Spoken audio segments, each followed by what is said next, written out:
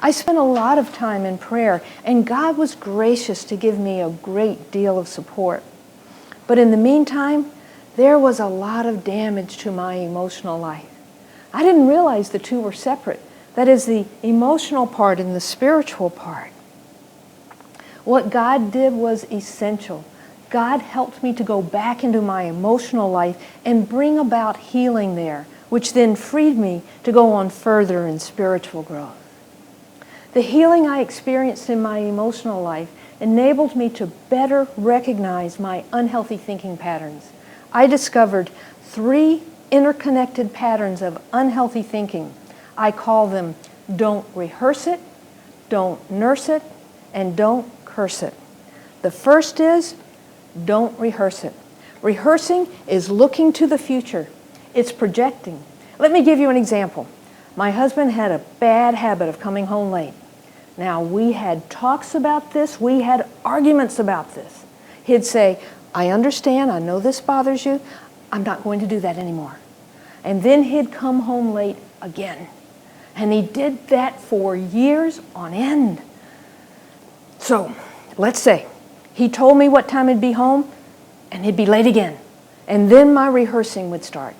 I'd start thinking, well, all those things I said to him the other times, that didn't really get through to him. What am I going to say this time that's really going to get to him? I would start to plan the whole conversation, except it wasn't really a conversation. I was planning a monologue. In planning a monologue, I was ruling out the real possibility for dialogue. Here's what I was doing. Looking at all the things that I might say and rehearsing them over and over in my mind. And I'd find a few of them and I'd think, oh, well, that's really clever. I'll make sure I get to say that. And then he'd come in. I had this whole thing rehearsed. I had an agenda. I wanted to be sure that I got in all of my points. So I wasn't really listening to him to hear his side anymore. I wasn't entering into a dialogue. I was looking for opportunity to speak my monologue.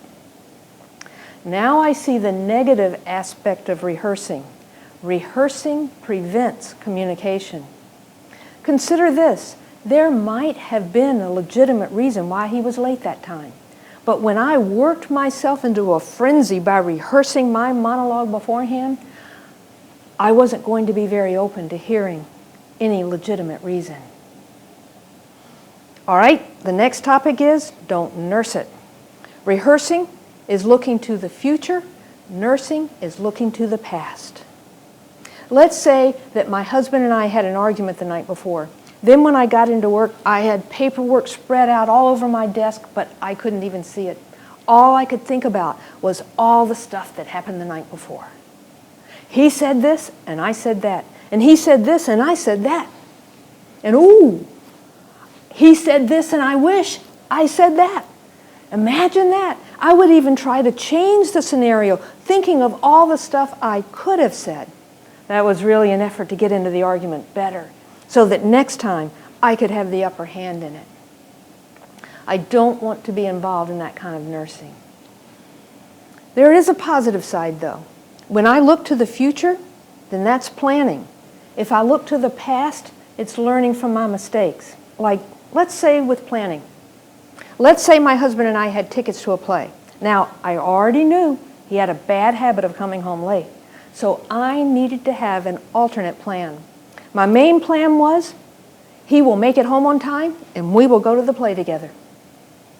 My alternate plan was, I'm going to call a girlfriend and say, if my husband isn't home at such and such a time, would you like to go to this play with me?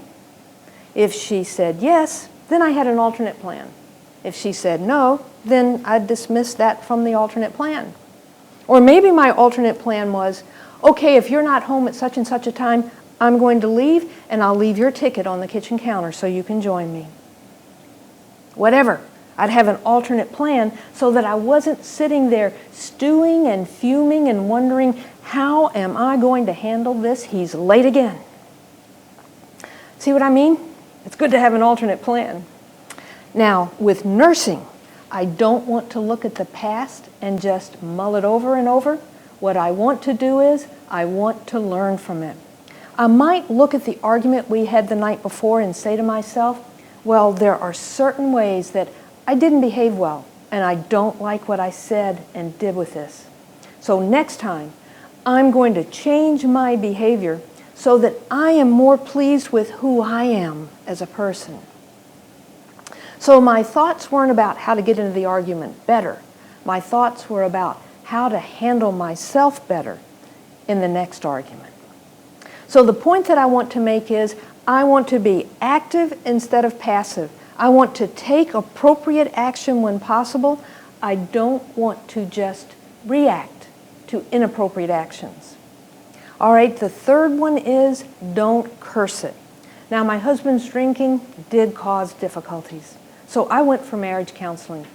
He didn't want to go, but I went anyway. In hindsight, I can say that for me, counseling was very beneficial. I spent 3 years working things through with a Christian therapist.